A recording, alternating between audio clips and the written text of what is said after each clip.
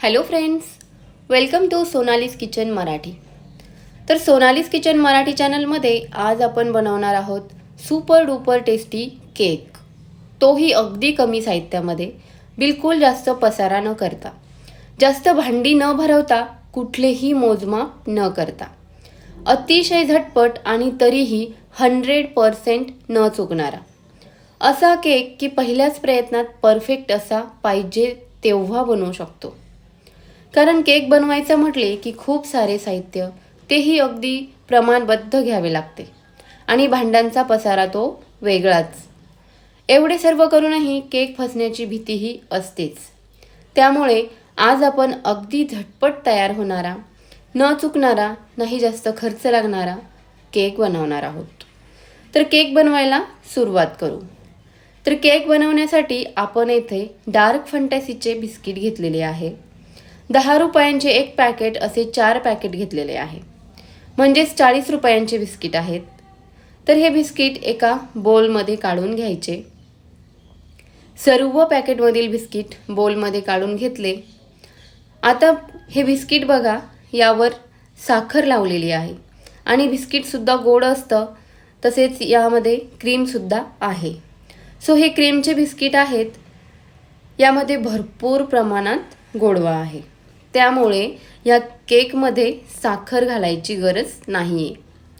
तर या सर्व बिस्किटचे छोटे छोटे तुकडे करून घ्यायचे आहे, म्हणजे मिक्सरमध्ये फिरवताना ते पटकन व्यवस्थित बारीक होईल.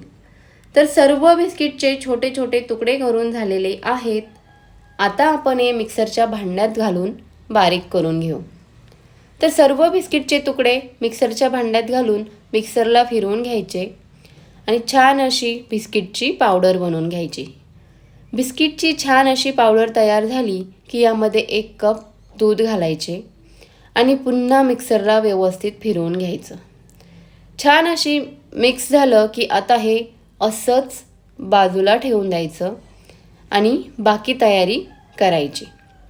तर आता गॅसवर कढई ठेवायची, गॅस ऑन करायचा, कढईत स्टँड ठेवायचे आणि कढईवर झाकण ठेवायचे, म्हणजे कढईमध्ये हीट तयार होईल. कढईमध्ये हीट तयार होते तोपर्यंत केक टिनला पेपर लावून घ्यायचा.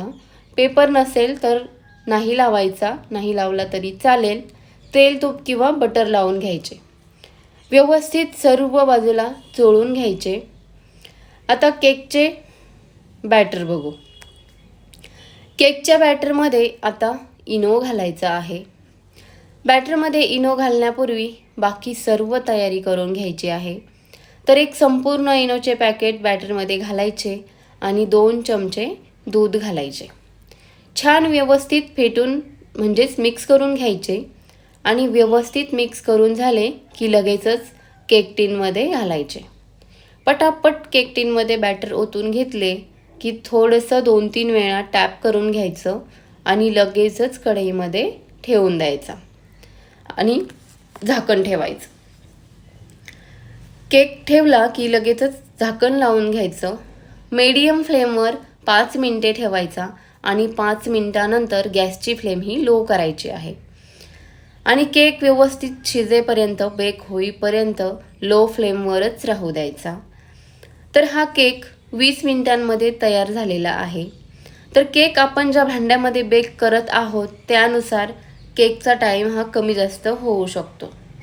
तर 20 मिनिटांनी केक चेक करून बघितला तर बघू शकता सुरी एकदम क्लीन निघालेली आहे, म्हणजेच केक परफेक्ट तयार झालेला आहे.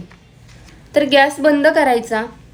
केक टिन कढईतून काढून घ्यायचा आहे आणि केक व्यवस्थित थंड होऊ द्यायचा आहे. 5-1 मिनिटांनी केक थंड झाला की केकच्या कडा मोकळ्या करून घ्यायच्या आणि केक टिनमधून काढून घ्यायचा, डिमोल्ड करायचा. केक काढून घेतला की पेपरसुद्धा काढून घ्यायचा. तर बघू शकता की केकला छान जाळी पडलेली आहे. खूपच सॉफ्ट आणि स्पॉन्जी झालेला आहे. जेवढा सॉफ्ट आणि स्पॉन्जी झालेला आहे तेवढाच चवीलाही अप्रतिम लागतो. तर कट करून बघूया. तर जेव्हा अशी परफेक्ट रेसिपी बनते ना, तो आनंद काही वेगळाच असतो.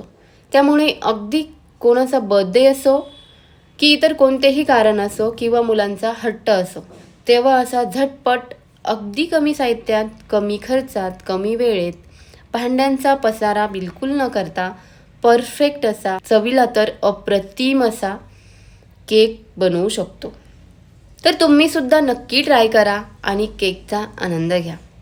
चॅनलवर नवीन असाल तर सोनालीज किचन मराठी चॅनलला सबस्क्राईब करा. रेसिपी आवडल्यास लाईक, शेअर आणि कमेंट करायला विसरू नका. तर पुन्हा भेटू अशाच नवीन रेसिपीसोबत. तोपर्यंत मस्त खा आणि स्वस्त राहा. Thanks for watching.